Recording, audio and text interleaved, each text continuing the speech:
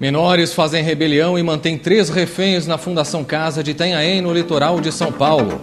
O governo do estado planeja novo serviço de Disque Denúncia, no qual os informantes terão de se identificar. Reintegração de posse no Mato Grosso do Sul acaba em confronto e deixa um índio morto. Quem usa transporte público deve preparar o bolso. As tarifas no Rio de Janeiro e em São Paulo sobem neste final de semana. No Iraque, ao menos 11 pessoas morreram hoje em vários ataques. E o ministro do Turismo garante: o Brasil está preparado para receber bem os torcedores na Copa das Confederações.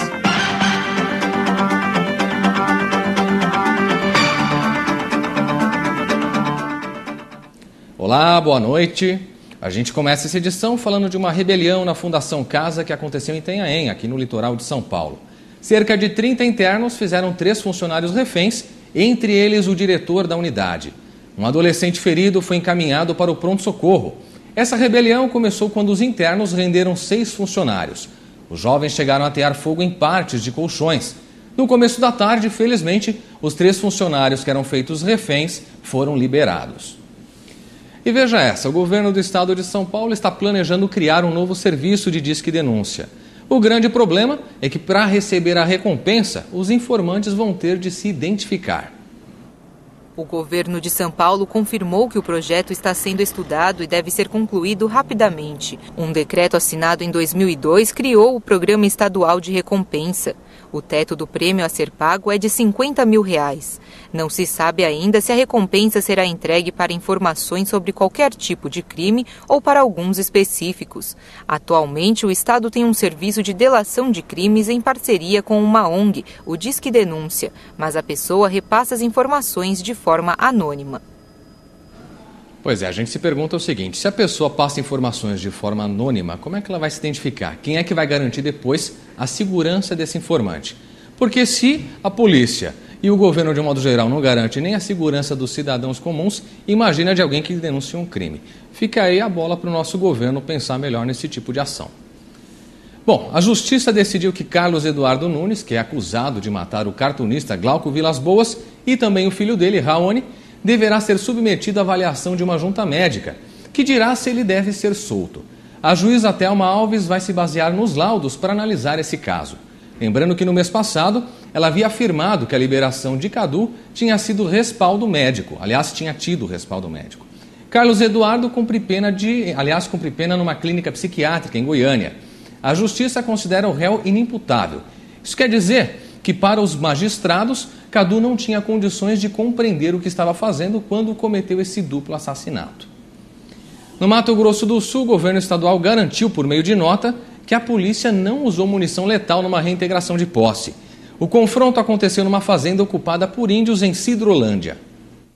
O conflito entre indígenas e policiais durante a operação deixou um índio morto e vários outros feridos. A Polícia Federal cumpre o mandado de reintegração de posse da fazenda Buriti, ocupada pelos índios Terenas desde 15 de maio. A polícia disse que os Terenas se recusam a deixar a área e que inicialmente reagiram com armas de fogo e que alguns agentes da Polícia Federal também ficaram feridos. O clima na área segue em confronto.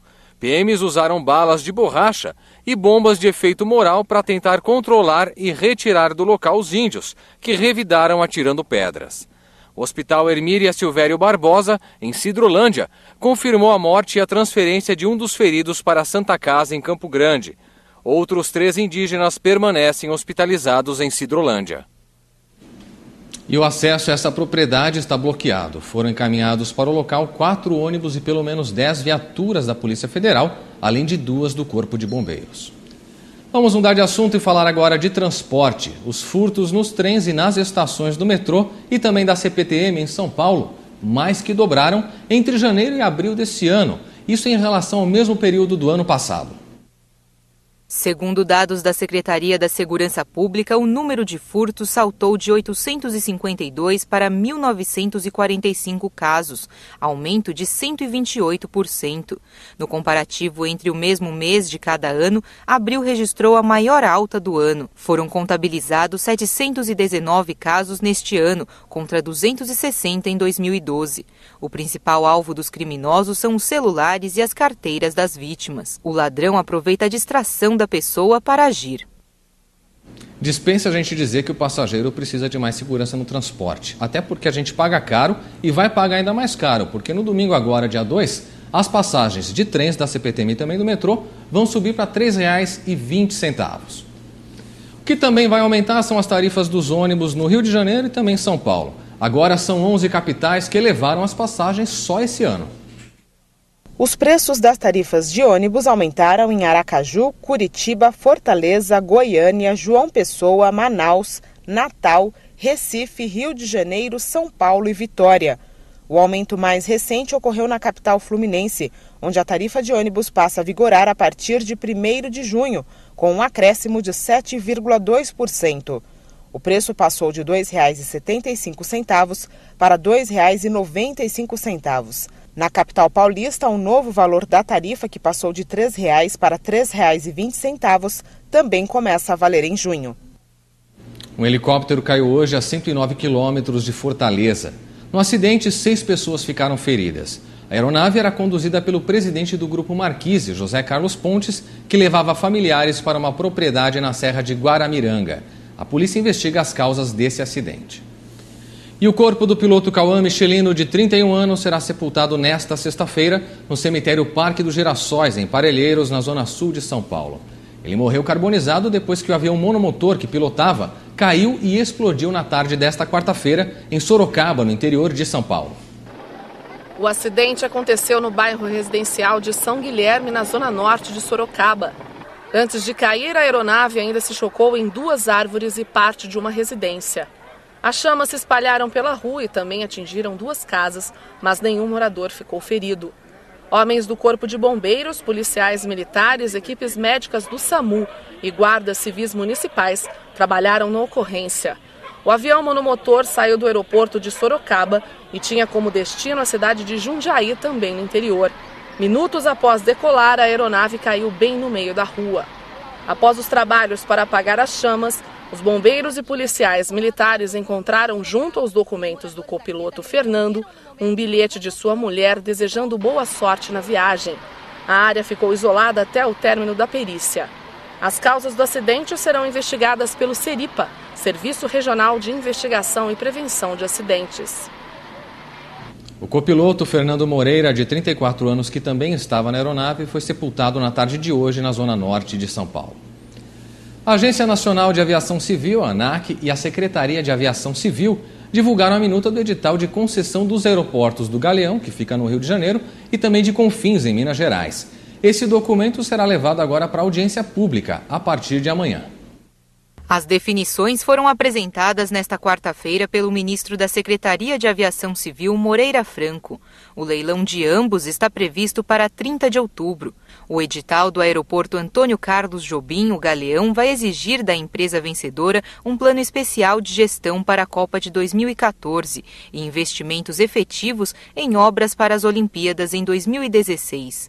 Até lá, o operador terá de ampliar o terminal de passageiros com novas pontes de embarque, construir um novo terminal de cargas, um pátio de aeronaves e ampliar o estacionamento para veículos. O governo também anunciou novidades para Confins, em Belo Horizonte. O consórcio de empresas selecionado para operar o Aeroporto Internacional Tancredo Neves terá até abril de 2016 para deixar pronto o Terminal 2, com pelo menos 14 pontes de embarque, e ampliar o pátio de aeronaves. E até 2020 será construída a nova pista do Aeroporto Mineiro. E ainda falando de aeroporto, apesar do movimento nas rodoviárias de São Paulo ter sido abaixo do esperado nesse feriado, em Congonhas a situação foi bem diferente. É o que a gente vê agora na reportagem da Patrícia Biasi. Seja por terra ou pelo ar. Quem está acostumado a viver a rotina louca de São Paulo nos feriados só pensa em viajar. Para mim, relaxar significa realmente sair de São Paulo. Tem que viajar, né? Sair da loucura. Eu gosto muito de viajar, muito. Feriado tem que curtir na praia. Com certeza, ficar em casa não dá. No aeroporto de Congonhas, um dos mais movimentados do país, a previsão entre os dias 30 de maio e 2 de junho é de mais de 290 mil passageiros e cerca de 2.450 voos, entre pousos e decolagens. De acordo com a Infraero, somente para esta quinta-feira, primeiro dia do feriado prolongado, são esperados durante todo o dia 409 voos e um movimento de 50 mil passageiros. O saguão ficou lotado desde as primeiras horas da manhã. As filas para o check-in eram intermináveis. Teve gente que exagerou na bagagem e quem não tem tamanho para carregar peso foi de rodinhas e caprichou no visual. Tá aí, vamos mudar de assunto e falar agora de saúde. Isso porque um estudo britânico afirma que anti-inflamatórios analgésicos podem aumentar o risco de doenças cardíacas quando ingeridos em grandes doses. A Universidade de Oxford analisou o prontuário de mais de 300 mil pacientes para avaliar o impacto dos anti-inflamatórios, que são medicamentos não esteroides, e no Brasil, vendidos com os nomes comerciais de Voltaren e Cataflam. Os cientistas examinaram receitas médicas com altas doses diárias do material, de 150 mg do diclofenaco ou 2.400 de ibuprofeno, e não as prescrições de pequenas doses, que podem ser adquiridas nas farmácias sem receita. Os resultados apontaram que, para cada 1.000 pacientes analisados, o risco de ataque cardíaco aumentava de 8 para 11 ao ano. O cientista alerta que quem já corre o risco de doenças cardíacas tem mais chance de desenvolver complicações se tomar altas doses de anti-inflamatórios. E olha que dado importante. Segundo o Ministério da Saúde, 1 em cada 3 crianças de 5 a 9 anos está acima do peso. A obesidade supera inclusive a desnutrição aqui no país. Projetos que antes cuidavam apenas da desnutrição infantil, agora também estão com os olhos voltados para a obesidade.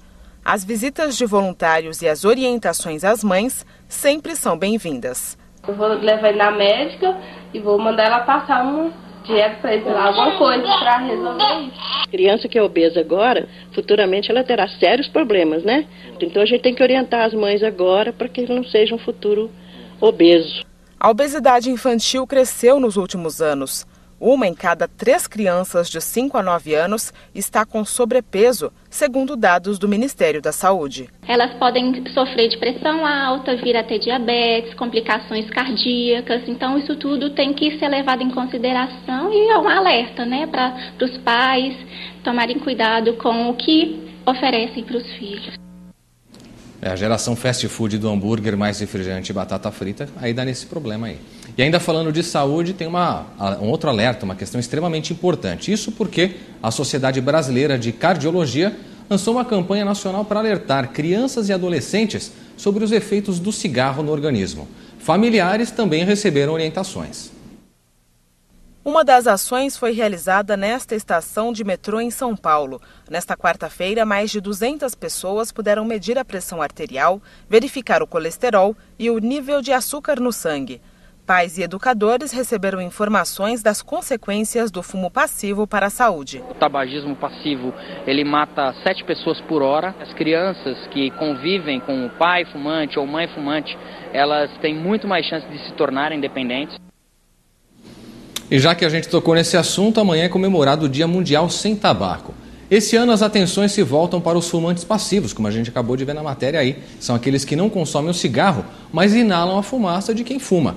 Entre eles estão as crianças. Uma pesquisa, inclusive, da Sociedade Brasileira de Cardiologia mostra que 4 em cada 10 vítimas do fumo passivo têm até 5 anos de idade. Rinite alérgica e bronquite asmáticas estão entre as doenças provocadas pelo fumo passivo.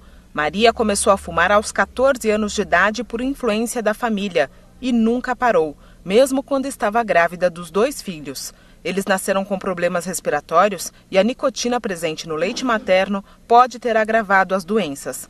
Mas agora ela evita fumar em casa. Os meus filhos, eles sempre dizem para mim: mãe, para de fumar. Mãe, olha, se está fedendo cigarro. No Brasil, 4 em cada 10 vítimas do fumo passivo têm até 5 anos de idade. Além de ser prejudicial à saúde, elas também podem ser influenciadas a fumar. Uma pesquisa realizada pela Sociedade Brasileira de Cardiologia, feita com 3.000 alunos, constata que 10% dos universitários são fumantes. No grupo com idades entre 10 e 19 anos, a maioria dos pais e quase metade das mães também eram fumantes. E você vai ver a seguir. Governo garante que o Brasil está preparado para a Copa das Confederações. Não saia daí, a gente volta já já.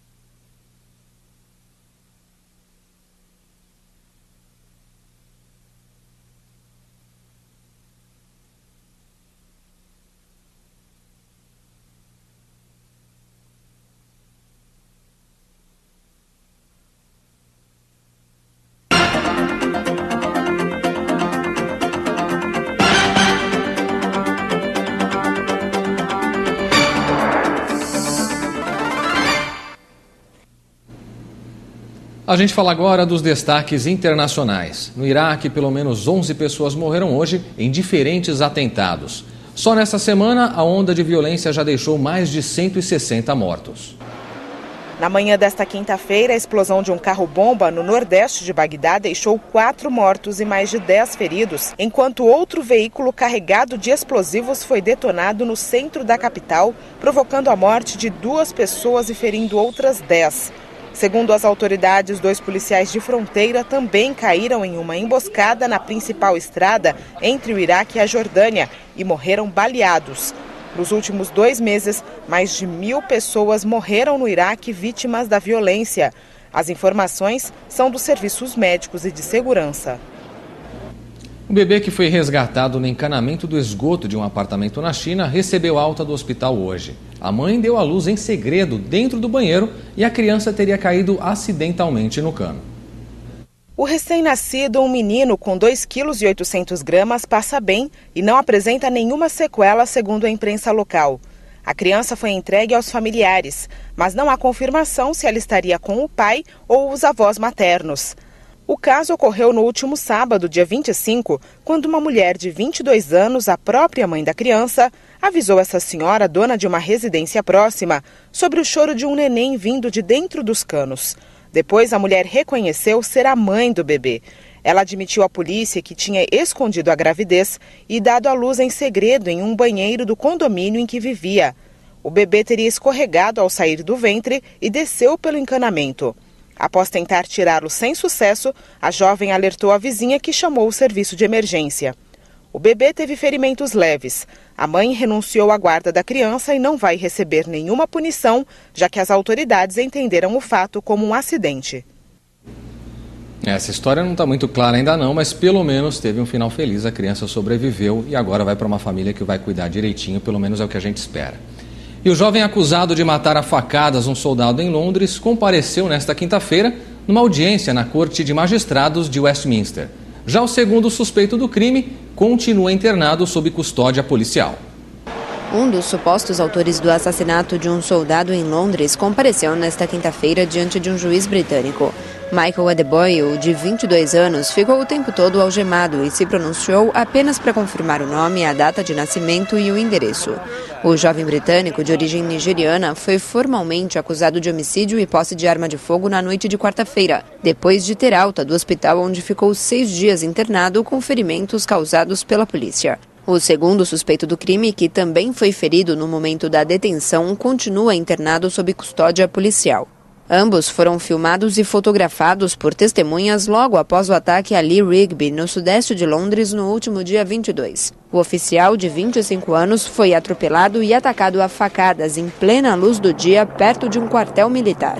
O soldado, integrante do 2º Batalhão do Regimento Real de Fuzileiros, morreu. Já Michael vai se apresentar novamente diante de um juiz na próxima segunda-feira, no Tribunal Penal Central da capital britânica. E o assunto agora é o esporte e com uma notícia polêmica que chegou agora há pouco. A Justiça do Rio de Janeiro suspendeu o jogo de domingo entre Brasil e Inglaterra no Maracanã, por considerar que o estádio não oferece segurança para o público. A decisão foi da juíza da 13ª Vara de Fazenda da capital, Adriana Costa dos Santos. Um documento anexado ao processo relata a existência de pedras, pedaços de calçadas e restos de obras que podem ser utilizados por pessoas no caso de um tumulto ou ainda causar acidentes aos torcedores que forem assistir ao jogo. O governo fluminense informou que já está recorrendo dessa decisão. De acordo com a assessoria de imprensa do governador Sérgio Cabral, todos os requisitos de segurança para o amistoso foram cumpridos. O jogo entre Brasil e Inglaterra é considerado um dos eventos testes do estádio antes da Copa das Confederações, que começa no próximo dia 15 de junho. E ainda sobre esse assunto, o ministro do Turismo disse que o Brasil está preparado para receber bem os torcedores para a Copa das Confederações. Gastão Vieira disse que os estádios estão prontos. A Copa das Confederações é um aperitivo para a Copa do Mundo. Os estádios estão prontos, estão ficando maravilhosos. Os estádios que nós estamos entregando à população, a população tem tido manifestações extremamente positivas. Inclusive a FIFA tem se manifestado de forma, eu diria, até surpreendente, porque anteriormente achava-se que os estádios não ficariam prontos. Estão prontos, estão belos, estão bonitos, estão confortáveis, estão abertos a bem receber os torcedores que vão assistir os jogos. O governo federal trabalha nas áreas específicas, fortemente, se prepara muito bem, e eu tenho a certeza, uma certeza que vem da expectativa de quem está envolvido no trabalho, que não teremos casos de violência aqui no país durante os grandes eventos. Bom, e justamente para garantir a segurança nesse evento, o Exército simula um conflito com torcedores, justamente em frente ao Maracanã. Manifestantes de um lado, guarda municipal de outro. Os ânimos se exaltam e homens da Força de Segurança entram em ação.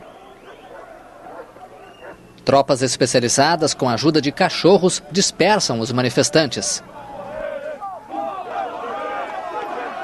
A simulação de confronto ocorreu em frente ao Maracanã e faz parte do treinamento para grandes eventos como a Copa das Confederações, que começa no dia 15 de junho. Nós vamos ter toda a nossa tropa voltada para a contingência. A tropa vai estar aquartelada. Vai estar no batalhão de guardas, vai estar no colégio militar em condições de, quando acionada, ela correr ao local e solucionar o problema, como foi mostrado hoje. Segundo o general, a preparação será ainda mais intensa depois da Copa das Confederações. Vamos nos preparar melhor ainda em termos de equipamento para a Copa do Mundo e, com certeza, muito mais para as Olimpíadas. Perto dali, nos arredores do Maracanã, segue o canteiro de obras. Há apenas uma semana do amistoso entre Brasil e Inglaterra, os operários trabalham nos últimos retoques. A partida é um evento teste para a Copa das Confederações. E a partir de segunda-feira você confere aqui com a gente mais uma série especial. Vamos mostrar as belezas do oeste catarinense. Nossa equipe de reportagem percorreu mais de 2.000 quilômetros e visitou 13 cidades para levar até você muita cultura, aventura, história, gastronomia e lindas paisagens. Dá uma olhada. Você já imaginou uma cidade inteira engolida pelo lago de uma usina hidrelétrica? E um passeio de barco que revela ao turista um pequeno pedaço do que restou do município. Nossa equipe percorreu 13 cidades e encontrou um povo muito hospitaleiro e que valoriza a cultura dos antepassados. Você vai ver também a rica culinária da região, que é de dar água na boca. O oeste catarinense também foi marcado por uma guerra, conhecida como Contestado. Você vai conhecer uma das principais personagens dessa história. Vamos ainda entrar em contato com a natureza por meio das trilhas e dos encantos dos hotéis fazenda.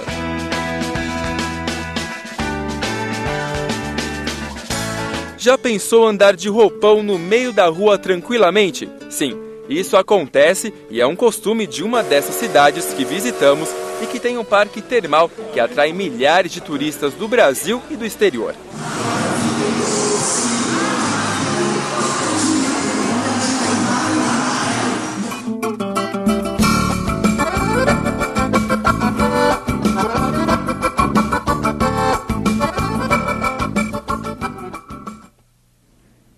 Bom, você não pode perder, lembrando que essa série especial começa na segunda-feira em todas as nossas principais edições aqui do jornalismo. Obrigado pela companhia, eu volto já com mais informações. Até lá!